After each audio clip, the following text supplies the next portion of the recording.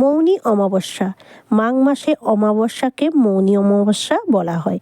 এই ব্রত পালনকারীদের এই দিন মৌন পালন করতে হয়, তাই একে মৌনী অমাবস্যা বলা হয়। যারা এই ব্রত মৌনী থেকে পালন করে বিশ্বাস করা হয় তারা মোক্ষ প্রাপ্তি হয় এবং গঙ্গায় স্নান করলে। এবং বন্ধুরা, বসন্ত পঞ্চমী মানে মাঘ মাসে শুক্লপক্ষের পঞ্চমী তিথিতে বলা হয় বসন্ত পঞ্চমী। এই দিন সরস্বতী দেবীর বা সরস্বতী মায়ের পুজো করা হয়। এই দিন ভগবান বিষ্ণু দেবী সরস্বতীর পুজো করেছিলেন। দেবী সরস্বতী বিদ্যার দেবী হওয়ার কারণে ছাত্রছাত্রী বা শিক্ষার্থীদের কাছে এই দিনটি খুব গুরুত্বপূর্ণ। এই দিনে সরস্বতী মায়ের পুজো করা হয় এবং সরস্বতী দেবীর এটি হচ্ছে গোপনীয় মন্ত্র। অবশ্যই বন্ধুরা ওই বসন্ত পঞ্চমীর দিন যে কোনো সময় 108 বার পালন করবেন, মানে মন্ত্রটা জপ করবেন।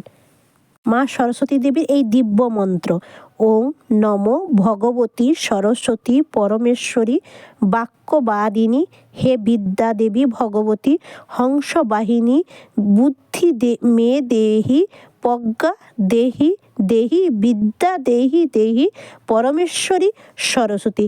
এই মন্ত্রটা অবশ্যই বসন্ত পঞ্চমীর দিন সরস্বতী দেবীর সামনে 108 বার জপ করলে একেবারে ফলপ্রদ মানে ফল পাওয়া যায়। 2026 সালে সরস্বতী পুজোর সঠিক সময়সূচি 23শে জানুয়ারি, 9ই মাঘ 1432 সাল শুক্রবার। বসন্ত পঞ্চমী তিথি শুরু হবে 22শে জানুয়ারি, 8ই মাঘ বৃহস্পতিবার রাত্রি 1:40 থেকে।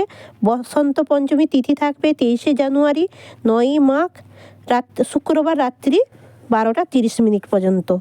এই সময়ের মধ্যে পুজো করবেন বন্ধুরা। মাঘ মাসের শুক্লপক্ষের সপ্তমীকে অচলা সপ্তমী বলা হয়। এই দিন শ্রীকৃষ্ণ যুধিষ্ঠিরকে ব্যাখ্যা করেছিলেন।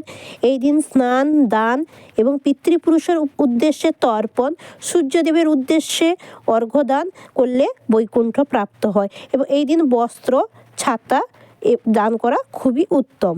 মাঘ মাসের গুরুত্বপূর্ণ বিষয় হলো ভগবানের সেবা পুজো করা, প্রাতঃ স্নান করা, হরিনাম জপ করা, আমিষ আহার বর্জন করা, ভূমিতে শয়ন করা এবং পরচর্চা, পরনিন্দা, পরের সমালোচনা না করা, বেশি বেশি হরিনাম করা এবং সূর্যোদয়ের পূর্বে স্নান করা এবং সূর্যোদয়ের পূর্বে বিছনা বা শয্যা ত্যাগ করা উচিত এবং ভগবান রাধা মাধবের সেবা করা উচিত।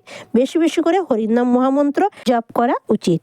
মাসব্যাপী সূর্য মকর রাশিতে অবস্থান করবে এই মাসটি, তাই জন্য মাঘ মাসে হে গোবিন্দ, হে অচ্যুত, এ মাধব স্নানে আমি নাম করে জপ করে স্নান করবে, গঙ্গা গঙ্গা বলে স্নান করবে। এ গোবিন্দ, এ অচ্যুত, এ মাধব আমি স্নান করছি, আমার স্নানের পুণ্যফল প্রদান করুন। 12টা মাসের মধ্যে 3টি মাসকে খুব গুরুত্বপূর্ণ বা পবিত্র মাস হিসেবে মানা হয়। বৈশাখ মাস, কার্তিক মাস এবং মাঘ মাস। বৈশাখ মাসে তুলসী সেবা, কার্তিক মাসে দামোদর মাস এবং মাঘ মাসে প্রাতঃস্নানের মাহাত্ম্য আছে বন্ধুরা। এবং জপ, তপ এবং দানের মাধ্যমে ভগবান বিষ্ণুকে সন্তুষ্ট করা হয়। মাঘ মাসে তীর্থে স্নান এবং প্রাতঃকালে স্নান, গঙ্গা যমুনা নদীতে স্নান, ভগবান নারায়ণের পুজো করলে খুব পুণ্য বলে মানা হয়। মাঘ মাসে মানুষকে অত্যন্ত একবার পবিত্র নদীতে স্নান করা উচিত বা তীর্থস্থানে বিশেষ গুরুত্বপূর্ণ রয়েছে। 1 দিন বা 3 দিন বা 5 দিন স্নান করা উচিত। এই মাঘ মাসে তিল, গুড়, কম্বল বা শীতের পোশাক দান করলে বিশেষ পুণ্য লাভ করা যায়।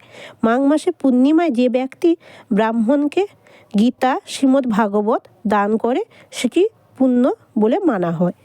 মাঘ মাসে পদ্মপুরাণে বর্ণিত রয়েছে ভগবান শ্রীহরির যতটা পুজো করলে যতটা প্রসন্ন তিনি হন, তার চেয়ে মাঘ মাসে শুধুমাত্র প্রাতঃ স্নান করে তুলসী চরণে জল দান করলে এবং সূর্যকে প্রণাম করলে বা সূর্য উদ্দেশ্যে মানে অর্ঘ্য দিলে, জল দিলে বা জবা ফুল দিলে সেই পুণ্য অর্জন হয় এবং সমস্ত পাপ থেকে মুক্ত হয়ে ভগবান বাসুদেব তার চরণে আশ্রয় দান করেন। তাই মাঘ মাসের স্নানের অধিক গুরুত্বপূর্ণ।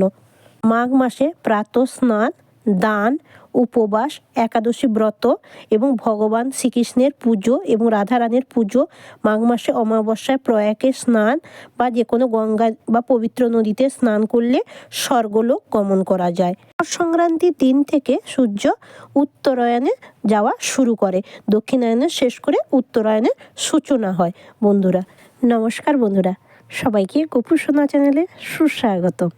বন্ধুরা, মাঘ মাসে পুজো পার্বণের একটি তালিকা। মাঘ মাসে 3 তারিখ রটন্তী কালী পুজো শনিবার। মাঘ মাসে 4 তারিখ মৌনী অমাবস্যা রবিবার। মাঘ মাসে 8 তারিখ গণেশ পুজো বৃহস্পতিবার। মাঘ মাসে 9 তারিখ সরস্বতী পুজো শুক্রবার। 10ই মাঘ শীতলা ষষ্ঠী শনিবার এবং 15ই মাঘ ভৌমি একাদশী বৃহস্পতিবার। 16ই মাঘ ভীষ্ম দ্বাদশী শুক্রবার। 18ই মাঘ মাঘী পূর্ণিমা রবিবার। 22শে মাঘ শঙ্কর চতুর্দশী বৃহস্পতিবার। এই মাঘ মাসে মঘা নক্ষত্রযুক্ত পূর্ণিমা হওয়ার কারণে এই মাসের নাম হয়েছে মাঘ মাস।